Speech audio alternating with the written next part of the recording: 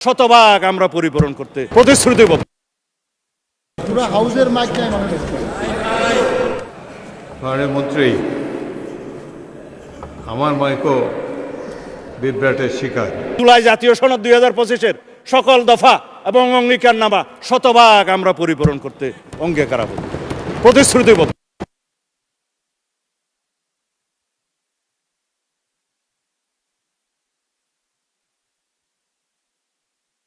চলে গেছে, টোটাল চলে গেছে। বাইকে পুরো হাউসের মাইক নাই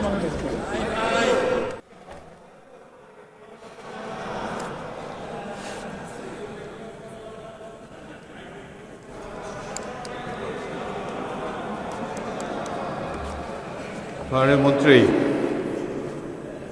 আমার মাইকও বিভ্রাটের শিকার। আপনি তো মোটামুটি বলেছেন।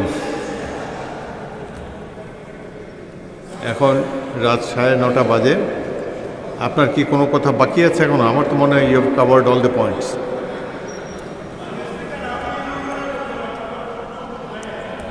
এটা হয়তো রেকর্ড হবে না, তবে যা বলতে চাই তা বলি। মানে স্পিকার আমরা আসছে, মানে স্পিকার শোনা যায়, শোনা যায় কিনা আমি জানি না। গেলে না যাক, মানে স্পিকার কোনো অসুবিধা নাই।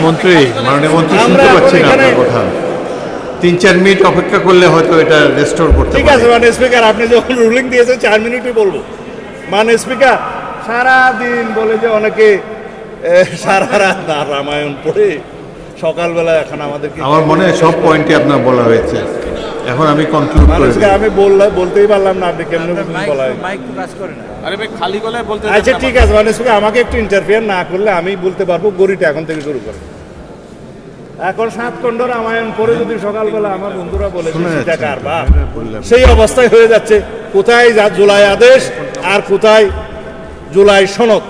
আমরা জাতিকে পরিষ্কার করতে চাই, জুলাই জাতীয় সনদ 2025 যেটা স্বাক্ষরিত হয়েছে, যেটা ঐতিহাসিকভাবে স্বাক্ষরিত হয়েছে, সকল বন্ধুরা স্বাক্ষর করেছেন, সেই স্বাক্ষর নোট অফ ডিসেন্ট সহ এনসিপি অবশ্য পরে করেছে, নির্বাচনে করেছে তো বটে, সেটা আমরা বাস্তবায়ন করতে চাই।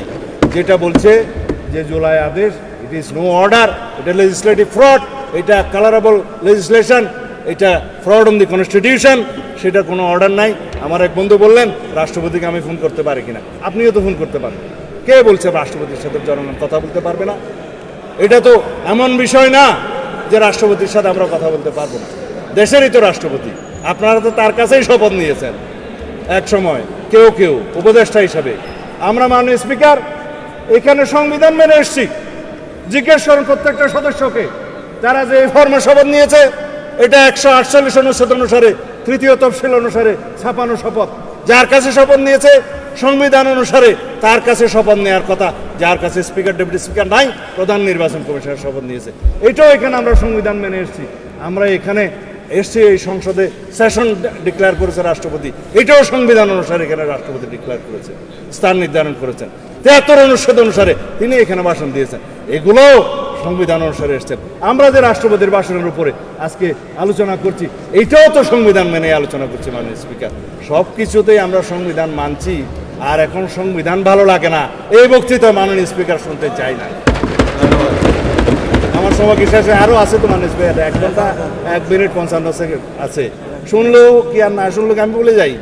তারপর মাননীয় স্পিকার কথা হচ্ছে সংবিধান যেখানে যেখানে সুবিধা সেখানে সেখানে মানলাম। সংবিধান মানতে মানতে সাংবিধানিক উঠে নির্বাচিত হয়ে এখানে আসলাম, সাংবিধানিকভাবে শপথ নিলাম, সাংবিধানিকভাবে এখানে আলোচনা করছি, সাংবিধানিকভাবে এমপি হয়েছি এবং সংবিধান অনুযায়ী এখানে আলোচনা করছি, সমস্ত কিছু রুলস অ্যান্ড প্রসিডিওর মানছি। আর এখানে বলছে যে সংবিধান কি জনগণের অভিপ্রায়ের উপরে? ইয়েস, সংবিধানে জনগণের অভিপ্রায়কে ধারণ করার জন্যই আমাদেরকে সংবিধান, আমরা সেই অভিপ্রায়কে সম্মান করার জন্য সংবিধানের মাননীয় স্পিকার সুবিধা করতে পারলাম না এত ষড়যন্ত্রের মধ্যে। আপনাকে অনেক ধন্যবাদ। ধন্যবাদ মাননীয় মন্ত্রী। মাননীয় সদস্য বসুন, দয়া করে বসুন, দয়া করে বসুন। মাননীয় সদস্য এইভাবে কথা বলা যায় না সংসদে। যখন স্পিকার কথা বলে ইউ শুড কিপ কোয়াইট